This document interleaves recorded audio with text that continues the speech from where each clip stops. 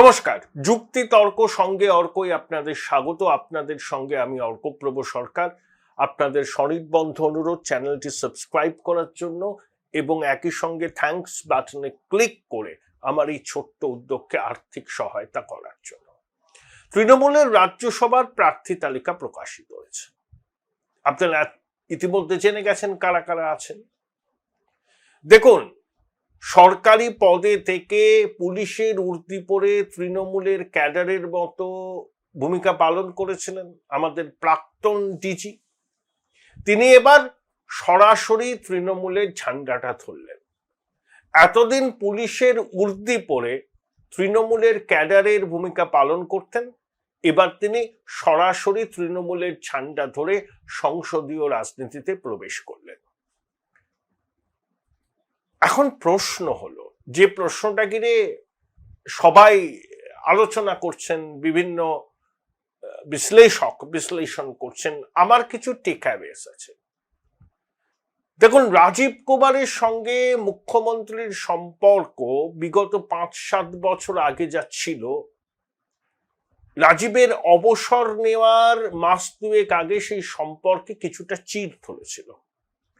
নইলে মেসি কাণ্ডে অবসরপ্রাপ্ত বিচারপতি অসীম বাবুর নেতৃত্বে গঠিত কমিশন কখনোই রাজীব কুমারকে শোকজ করার সিদ্ধান্ত নিত না,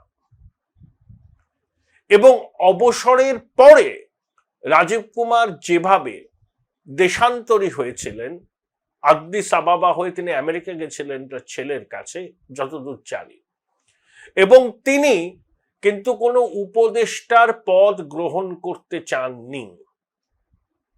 রাজীব কুমারকে রাজ্যসভার পদ দেওয়া বা রাজ্যসভায় প্রার্থী করার সিদ্ধান্ত দিদিমণি অনেক আগে যে নিয়েছিলেন মোটেই তা নয়। এটা একেবারে শেষ মুহূর্তের সিদ্ধান্ত। কারণ রাজীব কুমার, আলাপন বন্দ্যোপাধ্যায়, হরিকৃষ্ণ দ্বিবেদী, মনোজ মালবিয়ার মতো অবসরের পর উপদেষ্টা হতে চাননি। আবার রাজীব কুমারকে একেবারে খোলা ছুট দিতেও দিদিমণি রাজি ছিলেন না, কারণ রাজীব কুমার এবং মুখ্যমন্ত্রীর সম্পর্ক অত্যন্ত স্পর্শকাতর। যে রাজীব কুমারকে বাম জমানায় তৃণমূল উঠতে বসতে নিশানা করত, সেই রাজীব কুমার সারদা কাণ্ডের পর গঠিত সিটের মাথায় বসেন। তারপর সেই বহু বিতর্কিত লাল ডায়েরি, পেন ড্রাইভ লাপাতা হয়ে যায়। রাজীব কুমার তখন কলকাতার পুলিশ কমিশনার, তার সরকারি বাসভবনে সিবিআই এর হানা, সিবিআই আধিকারিকদের কার্যত শেক্সপিয়ার সরণি থানায় আটকে রাখা, মুখ্যমন্ত্রী চলে যাওয়া, ডোরিনা ক্রসিংয়ে অবস্থানে বসা, এগুলো আপনারা সবাই জানেন। তারপর 19 দিন রাজীব কুমার বেপাত্তা হয়ে গেছিলেন। তারপর আলিপুর কোর্ট থেকে জামিন নিয়ে সমহিমায় ফেরেন। তারপর কিছুদিনের জন্য তাকে আবার তথ্য প্রযুক্তি মন্ত্রকের প্রিন্সিপাল সেক্রেটারি করা হয়। তিনি মণি ভান্ডারের 6 তলার একটি ঘরে বসতেন। অনেকে বলেন প্রতিদিন সন্ধেবেলায় আইপিএস অফিসারদের ভিড় জমতো ওই মণি ভান্ডারে, কারণ রাজীব কুমার অত্যন্ত দক্ষ অফিসার, এ নিয়ে কোনো সন্দেহ নেই। বিশেষ করে প্রযুক্তির ক্ষেত্রে তার হাত যশ কার্যত প্রবাদে পরিণত হয়েছে। রাজীব কুমারের সঙ্গে দিদিমণির সম্পর্কে চির ধরেছিল, তাহলে অবসরের মাস দুয়েক আগে। তাই রাজীব কুমার উপদেষ্টার পদ নিতে চাননি। আবার মুখ্যমন্ত্রী তাকে একেবারে ছেড়ে রাখতেও চাননি, কারণ বললাম দুজনের সম্পর্ক অত্যন্ত স্পর্শকাতর। রাজীব কুমারকে ছেড়ে রাখলে পরে দিদিমণির কাছে সেটা বিপদ হতে পারত। আবার রাজীব কুমার উপদেষ্টা হতে চাইছিলেন না। তখন শেষ মুহূর্তে রাজীব কুমারের কাছে এই প্রস্তাবটা যায় যে আপনি তৃণমূলের রাজ্যসভার প্রার্থী হতে রাজি আছেন কিনা। তৎক্ষণাৎ রাজীব কুমার সম্মতি দেননি। তিনি তার পরিবার পরিজন, বন্ধু বান্ধবদের সঙ্গে কথা বলে চূড়ান্ত সিদ্ধান্তটা নেন। অর্থাৎ রাজীব কুমারকে রাজ্যসভায় পাঠাবো অবসরের পরে, দিদিমণি এই ভাবনাটা একেবারে প্রথম দিন থেকে ভেবে রেখেছিলেন মোটেই তা নয়। তিনি রাজীব কুমারকে তার অন্যান্য উপদেষ্টাদের মতো উপদেষ্টা করেই রাখতে চেয়েছিলেন, কিন্তু রাজীব কুমার রাজি হননি উপদেষ্টা হতে। তখন মুখ্যমন্ত্রী তাকে এই প্রস্তাবটা দেন, তারপরে বরফ কলে এবং রাজীব কুমার যখন সরকারি পদে কাজ করতেন অনেকেই বলতেন যে তিনি কার্যত তৃণমূলের ক্যাডারে পরিণত হয়েছেন। এখন তাকে আর সেটা কেউ বলতে পারবেন না, কারণ তিনি তৃণমূলের ঝান্ডাটা ধরে নিয়েছেন। ওই দুজনের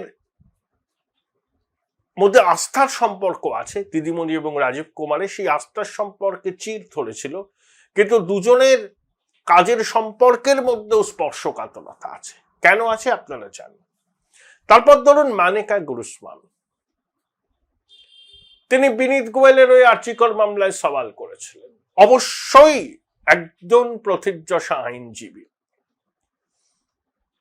সমকামীদের অধিকার নিয়ে উপনিবেশিক আমলের 370 ধারা বাতিলের পক্ষে তার সওয়াল প্রবাদে পরিণত হয়েছে। এবং তিনি, আপনাদের মনে আছে, জানুয়ারি মাসের দ্বিতীয় সপ্তাহে কলকাতা হাইকোর্টে মাননীয় বিচারপতি শুভ্রা ঘোষের এজলাসে ওই আইপ্যাক মামলার শুনানি হচ্ছিল। একদিন তো শুনানি ভেস্তে গেল তাণ্ডবের জন্য, দ্বিতীয় দিন শুনানি। SB Raju, additional solicitor general, তিনি ভার্চুয়ালে ছিলেন, মেনকা গুরুস্বামী হাইকোর্টে ছিলেন। এসবি রাজু দিদিমণিকে মমতা ব্যানার্জি বলে অভিহিত করছিলেন। তখন মানেকা গুরুস্বামী হাইকোর্টে দাঁড়িয়ে বলেন যে লার্নেড অ্যাডিশনাল সলিসিটর জেনারেল কি ভুলে গেছেন নাকি ইচ্ছাকৃতভাবে বলছেন যে মমতা বন্দ্যোপাধ্যায় একেবারে তিনবারের নির্বাচিত মুখ্যমন্ত্রী, তাকে সম্মানটা দেয়া উচিত। অনেকে বলছেন এই জোরালো সওয়াল মানেকা গুরুস্বামীর কলকাতা হাইকোর্টে দিদিমণিকে কার্যত মুগ্ধ করে। তখন থেকেই দিদিমণি ঠিক করে নেন যে মানেকা গুরুস্বামীকে একটা স্বীকৃতি দেবেন। অতীতে অভিষেক মানু সিংভি রাজ্যসভায় গেছেন তৃণমূলের সমর্থনে। তাহলে মানেকা গুরুস্বামী আশায় অবশ্যই তৃণমূলের লিগাল সেল অনেকটা শক্তিশালী হলো, কারণ এই সরকার বা এই দলটা কথায় কথায় সুপ্রিম কোর্টে যায় না। এখন রাজ্যসভায় গেলেন মানেকা গুরুস্বামী, তৃণমূল বা রাজ্য সরকারের ব্রিফ হয়তো তিনি নামমাত্র পয়সায় করে দেবেন, এটা আন্ডারস্ট্যান্ডিং। আর বিধানসভা নির্বাচনের প্রাককালে আপনারা কিন্তু বাংলায় এবার পাগলু ডান্স দেখতে পারবেন। দেব লোকসভায়, কোয়েল মল্লিক রাজ্যসভায়।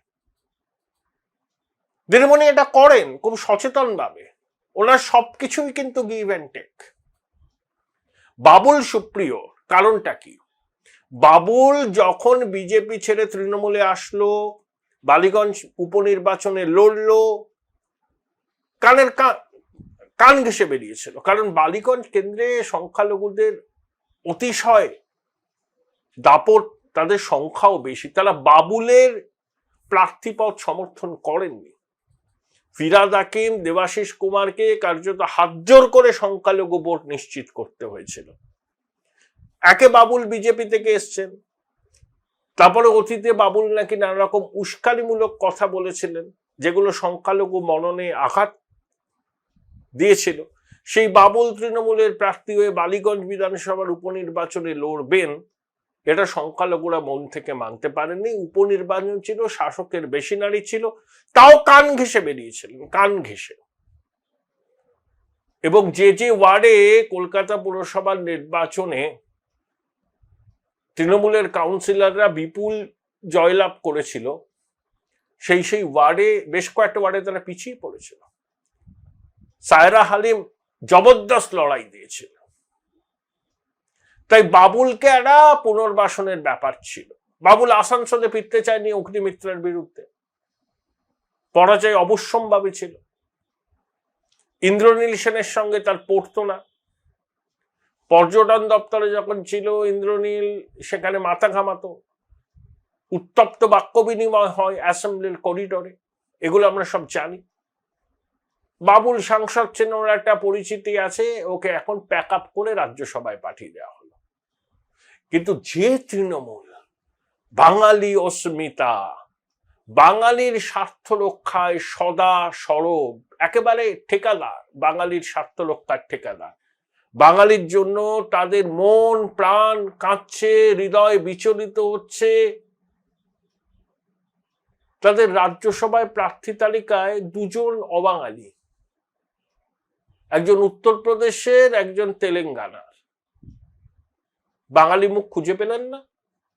এত বাঙালি প্রীতি আপনাদের, সেই জন্য গুজরাট থেকে ইউসুফ পাঠানকে আনতে হয় অধীর চৌধুরীকে হারাবার জন্য। কীর্তি আজাদ, শত্রুঘ্ন সিনহাকে আনতে হয় বিহার থেকে। কেন বাঙালি মুখ পেলেন না রাজ্যসভায় বাংলার প্রতিনিধিত্ব করবে? সবটা মেকি, ভণ্ডামি, ভণ্ডামি। এত উত্তরবঙ্গের জন্য দরদ, একজনকে তো পাঠাতে পারতেন উত্তরবঙ্গ থেকে, পাঠালেন না তো।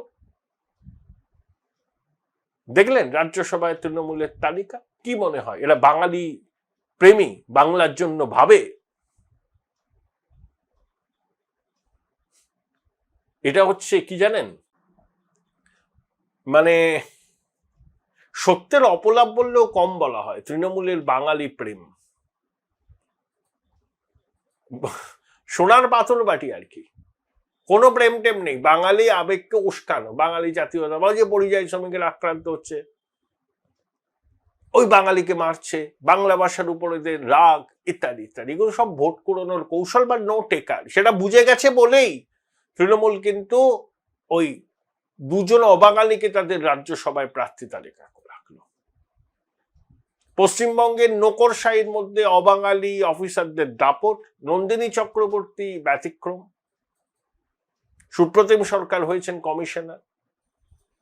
হাতে গোনা কয়েকজন বাঙালি আইএস আইপিএস অফিসার আছেন যারা গুরুত্বপূর্ণ পদে, সব অবাঙালি অফিসারদের দাপট অ্যাডমিনিস্ট্রেশনে। দিদিমণির তখন বাঙালি প্রেম উথলে ওঠে না, ভোট আসলেই তার বাঙালি প্রেম। পুরো বিষয় নিয়ে কথা বলেছিলাম রবীন্দ্রভারতী বিশ্ববিদ্যালয়ের রাষ্ট্রবিজ্ঞানের অধ্যাপক বিশ্বনাথ চক্রবর্তীর সঙ্গে। কি বললেন বিশ্বনাথ বাবু, শুনে নিন। বিশ্বনাথ দা, যারা বাঙালি অস্মিতা, বাঙালি আবেগের কথা বলে, রাজ্যসভার প্রার্থী তালিকায় তাদের মধ্যে দুজন অবাঙালি, একজন রুরকির অবাঙালি, যদিও কর্মসূত্রে দীর্ঘদিন এখানে ছিলেন, একজন তেলেঙ্গানার মানুষ।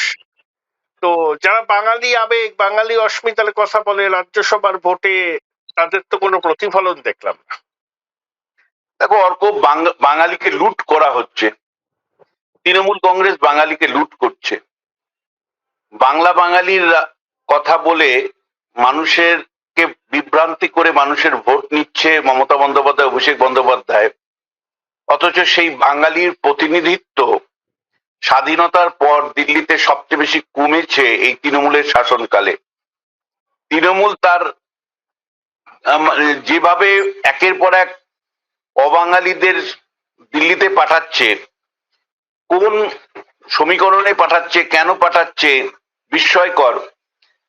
আসাম থেকে সুস্মিতা দেব, বিহার থেকে শত্রুঘ্ন সিনহা, কীর্তি আজাদ, আবার গুজরাট থেকে ইউসুফ পাঠান, আবার কেডি সিং কে পাঠিয়েছিল ঝাড়খণ্ড থেকে, গোয়ার প্রাক্তন মুখ্যমন্ত্রী তাকে পাঠানো হয়েছিল সাংসদ হিসাবে। একের পর এক উদাহরণ যদি দেই তোমাকে, শেষ নেই, শেষ নেই, শেষ নেই। স্বাধীনতার পর পশ্চিমবাংলা থেকে বাঙালি প্রতিনিধিত্ব দিল্লিতে একেবারে সবচেয়ে তলানিতে এসে ঠেকেছে তৃণমূলের শাসনকালে।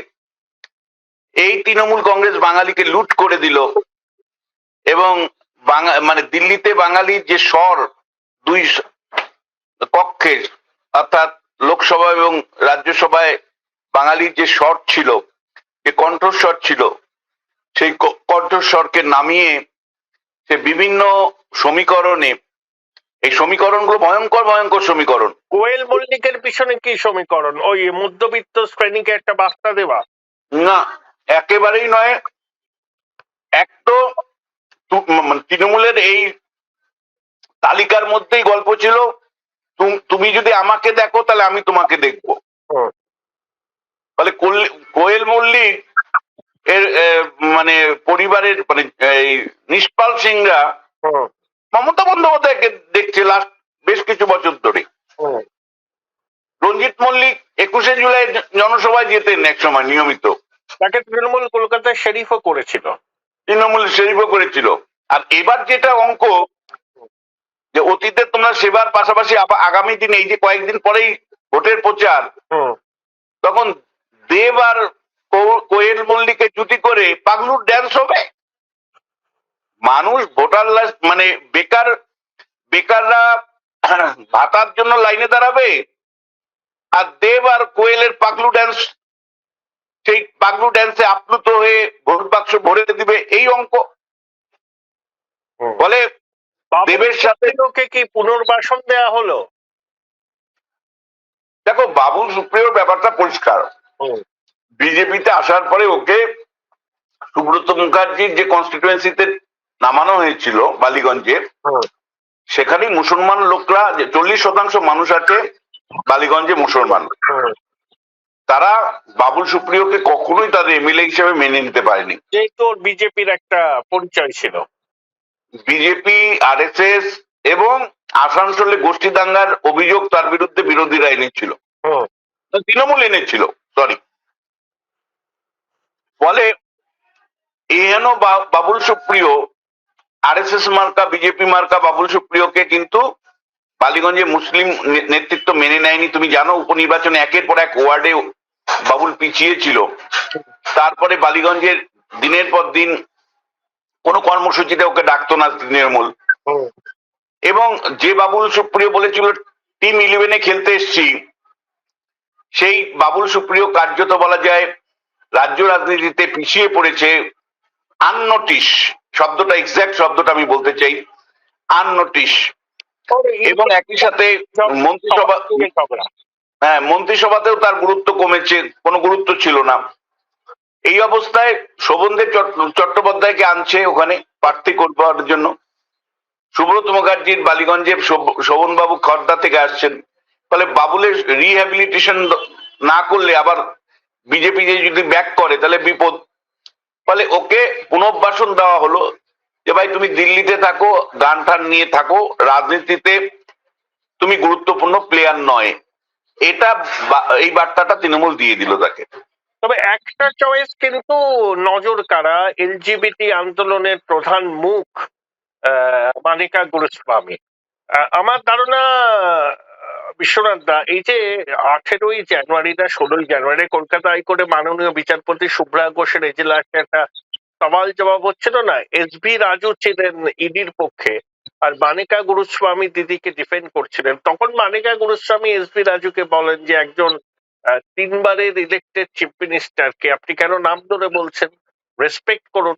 এটা বলছেন অনেকে যে এতেই মানিকা গুরুস্বামী দিদিমণির একেবারে সুনজরে পড়ে যান। তাছাড়া তিনি তার একাডেমিক ব্যাকগ্রাউন্ড, তার কোয়ালিফিকেশন, কোনো কথা হবে না। দেখো, এটা ভালো চয়েস বলে আমার ব্যক্তিগত মনে হয়। দেখো, কোয়ালিশন অনেকেরই থাকে, রাজনীতির অঙ্কটা ইম্পর্টেন্ট।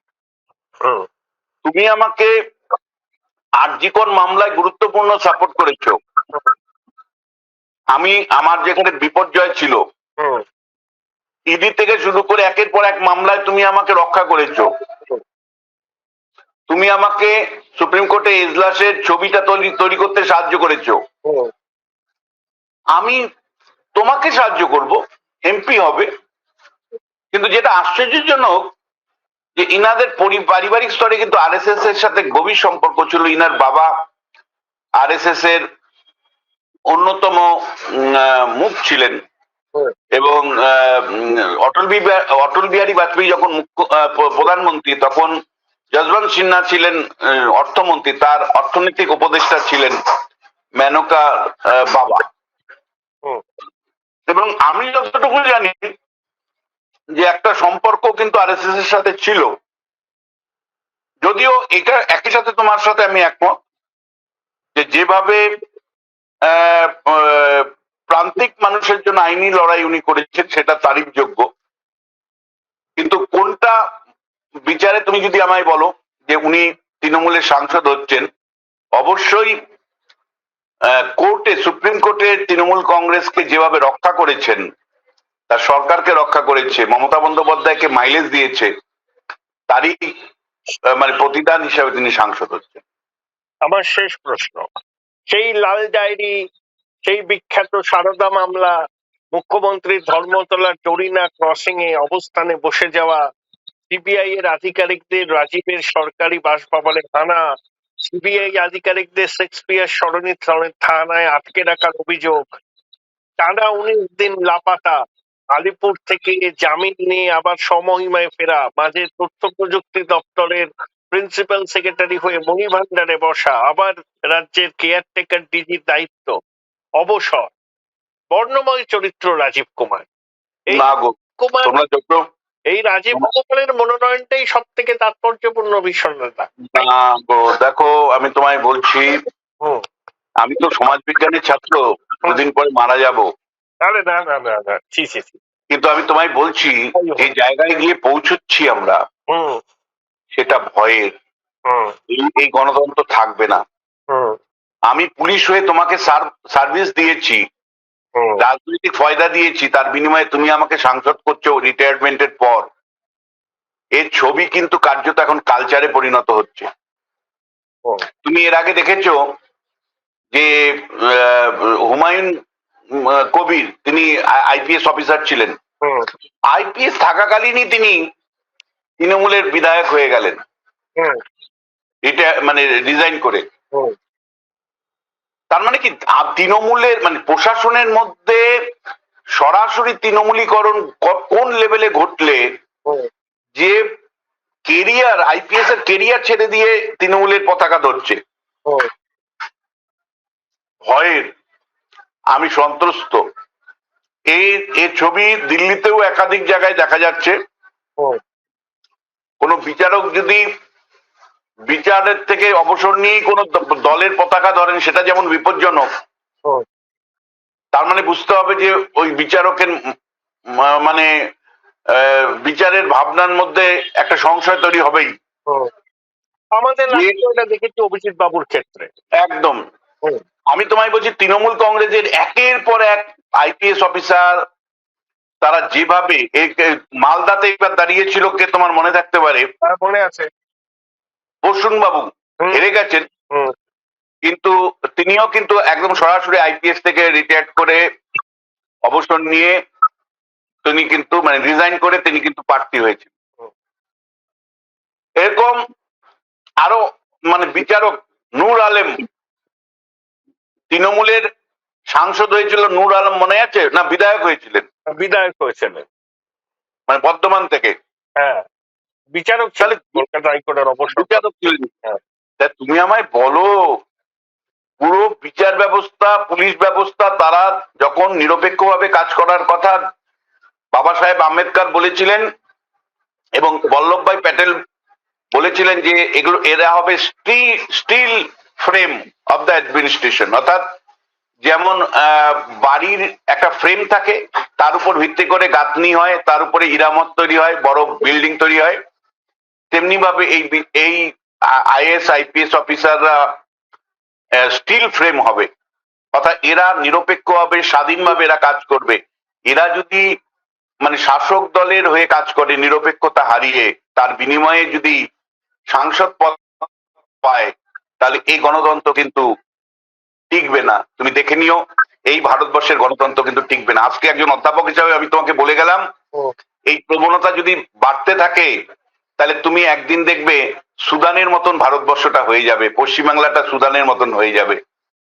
অর্থাৎ আফ্রিকার দেশগুলোতে যেমন করে যে যখন শাসন করে সেই পুরোটাই শাসন করে, বিরোধীরা বিদ্রোহী হয়ে অস্ত্র ধরে, সে ছবি আমাদের দেখতে হবে না তো? ফলে প্রশাসনের নিরপেক্ষতা হারিয়ে যাচ্ছে এবং যে যখন যেভাবে মানে শাসককে সাহায্য করছে, তার বিনিময়ে শাসক তাকে পুরস্কৃত করছে সাংসদ করে, বিধায়ক করে বা বিভিন্ন পদ দিয়ে। তুমি জানো যে রিটায়ারমেন্টের পরে একের পর এক চিফ সেক্রেটারিরা 2.5 লাখ টাকা বা 3 লাখ টাকার সমস্ত সুযোগ সুবিধা নিয়ে মমতা বন্দ্যোপাধ্যায় তাদেরকে অ্যাডভাইজার করে রেখে দিয়েছেন। তুমি জানো নিশ্চয়ই সেটা। ফলে ট্যাক্স পেয়ারের টাকা দিয়ে আমি আইএস আইপিএস দেরকে দলীয় ভিত্তে পরিণত করছি। অনেক ধন্যবাদ বিশ্বনাথ দা, অনেক ধন্যবাদ, thank you. Join Indian Institute of Hotel Management now. Right choice, right decision.